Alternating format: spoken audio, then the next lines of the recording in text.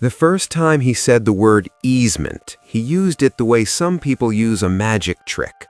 Like once the word was out in the air, the conversation was supposed to end, and everyone else was supposed to nod like they understood the rules. He stood there in my side yard, one hand resting on the handle of a wheelbarrow that absolutely did not belong on my property, and told me the easement meant he had access. Not occasional access, not limited access, not utility company access, just access. The way he said it, you would have thought the law had personally handed him a key to my land and told him to make himself comfortable. I remember staring at him for a second because I honestly thought I must have misunderstood what I was seeing before I even got to what I was hearing. It was a Saturday morning. I had stepped outside with a cup of coffee, still half in weekend mode, expecting nothing more dramatic than maybe trimming the hedge or finally dealing with the loose board on the gate. Instead, I looked across the side yard and saw my neighbor hauling lumber through it like he was cutting through a public alley. My house sits on a long, narrow lot in an older neighborhood outside Indianapolis. The side yard isn't huge, but it matters. It's one of those strips of land most people don't think much about until they need it. It runs from the front gate toward the back fence, wide enough for maintenance access, garden bins, and the occasional awkward project that won't fit through the garage. When I bought the house, the title paperwork mentioned a utility easement along that side. Pretty normal. A lot of older neighborhoods have them. It meant the utility company had the right to access underground lines or equipment if repairs were needed. That was it. It did not mean neighbors got a shortcut. It did not mean shared use. It definitely did not mean the guy next door could stroll across my property every weekend with landscaping materials like he was managing a work site. The neighbor moved in about a year and a half after I did. He wasn't rude right away, which honestly would have been easier. People who are openly difficult at least give you clear information. He was the opposite. Friendly in that too confident, too casual way that makes you feel like he's already skipping steps in his head. The kind of guy who says buddy too early and acts like the whole block is one big shared project. He always had some kind of plan going. New patio, fire pit, retaining wall, drainage trench. It was one improvement after another, and he always talked about them in this big sweeping way, like he was redesigning an estate instead of a regular suburban yard. At first, none of it involved me. Then little things started. A bag of mulch set temporarily near my fence line, a ladder leaning against the outside of my garage because it was easier for his guys to stage it there for just a minute. Once I found a stack of pavers sitting half on my side of the property line because the delivery driver had gotten a little off. Every time it was small enough to correct with one sentence. Every time he apologized quickly, moved the item, and acted like the whole thing was just one of those harmless neighborhood mix-ups. That's how people test boundaries when they don't want to look like they're testing boundaries. Then one Tuesday evening I came home and found muddy wheelbarrow tracks cutting through my side yard from the gate all the way toward the back fence. Fresh tracks, heavy ones. They ran close to the utility boxes along the strip, curved around the side of the house, and stopped near the back corner. At first, I thought maybe the utility company had come through and left no notice, but the pattern didn't make sense.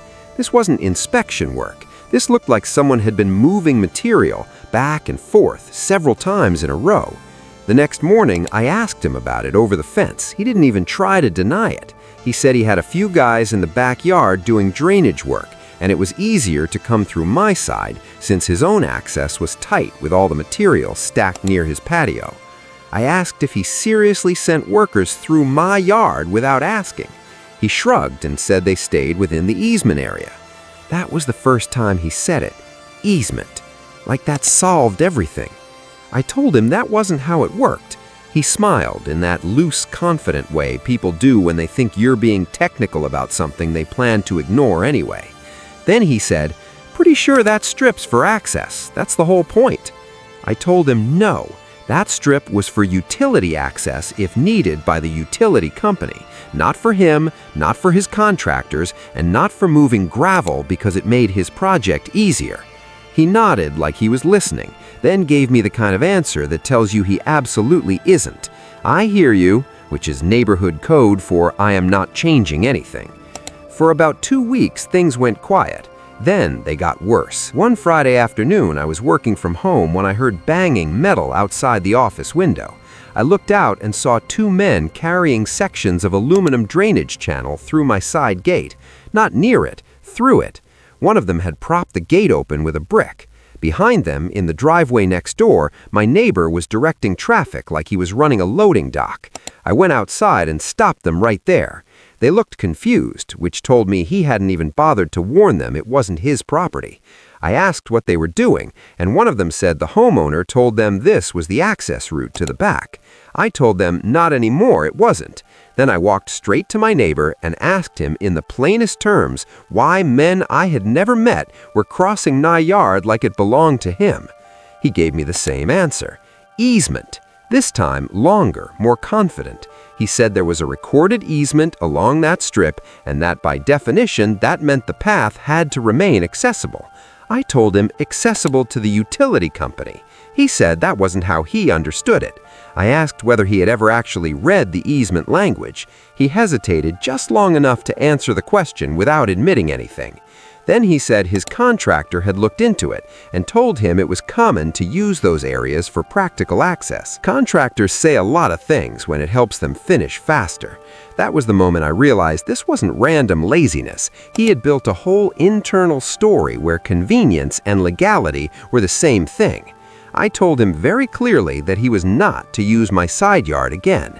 Not him, not his workers, not his wheelbarrow, not anything. He looked annoyed for the first time and said I was making a pretty big deal out of a strip of land nobody really uses. I remember that sentence because people always say something like that right before they prove why the strip matters. If nobody really uses it, why were you so determined to keep using mine? The next morning, I checked the title documents from when I bought the place. Then I pulled the county records online. Then I read the easement language 3 times just to make sure I wasn't missing something obvious. I wasn't. It was exactly what I remembered, a utility easement for inspection, maintenance, repair, and replacement of service lines and related equipment. No shared ingress rights, no general use pathway, no neighbor privileges, nothing remotely close to what he was claiming. So I printed it. Then I walked next door with a highlighted copy.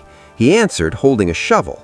I handed him the document and pointed directly at the language. I even read the important line out loud, because by that stage I wanted to remove any possible excuse about confusion. He looked at the page for maybe 3 seconds before handing it back and saying, "That's not the interpretation I got." Interpretation, like we were debating literature instead of trespass. I asked who gave him that interpretation. He said his contractor had dealt with easements before. I said that was great, but unless his contractor had somehow become the county recorder overnight, I was going to stick with the actual recorded document. He didn't laugh. He didn't apologize. He just looked at me with that expression people get when they're trying to decide whether stubbornness will still work if they simply stand still long enough. Then he said, "Look, I'm not trying to fight with you. I just need access while the work's going on." Need. That word bothered me even more than easement, because the truth was he didn't need access. He needed easy access. His own side yard was narrower and cluttered with materials. Going through his own property would have been slower and more annoying. Using mine made the project simpler. That was the whole issue. He had upgraded his convenience into a claimed right. I told him no again. Then I went out that afternoon and put a lock on the side gate. That should have ended it. Instead, 3 days later, I came home and found the gate propped open from the inside. I still don't fully know how they got in. My best guess is one of the crew reached over the fence latch from the neighboring side and popped it loose. But the gate was open, muddy footprints were all over the path, and there was a stack of PVC pipe resting against the rear fence where it absolutely had not been that morning. That was the moment the whole thing stopped being an argument about language and became what it really was: repeated, unauthorized use of private property after being told no. So I took photos of everything: the gate, the footprints, the pipe, the tracks and the dirt. Then I walked next door, and for the first time, I didn't bother knocking gently.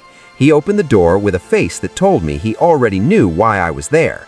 I asked him if he had seriously gone through my locked gate after I told him not to use my yard. He immediately started with the easement line again, but I cut him off. I told him I had the documents, I had the pictures, and if one more person crossed my property without permission, I'd stop talking to him and start talking to an attorney. That finally got his attention. Not because he looked sorry, because he looked irritated in a new way, like the conversation had become inconvenient to his schedule. He said I was threatening legal action over temporary construction access. I said no, I was responding to trespass after direct notice. Big difference. For 2 days, things stayed quiet. Then, on Monday afternoon, I got a call from a property attorney a friend had recommended. I sent over the deed, the recorded easement language, and the photos. She called me back the next day and confirmed exactly what I already knew. The easement granted utility rights, not neighbor access. She also said something else that mattered.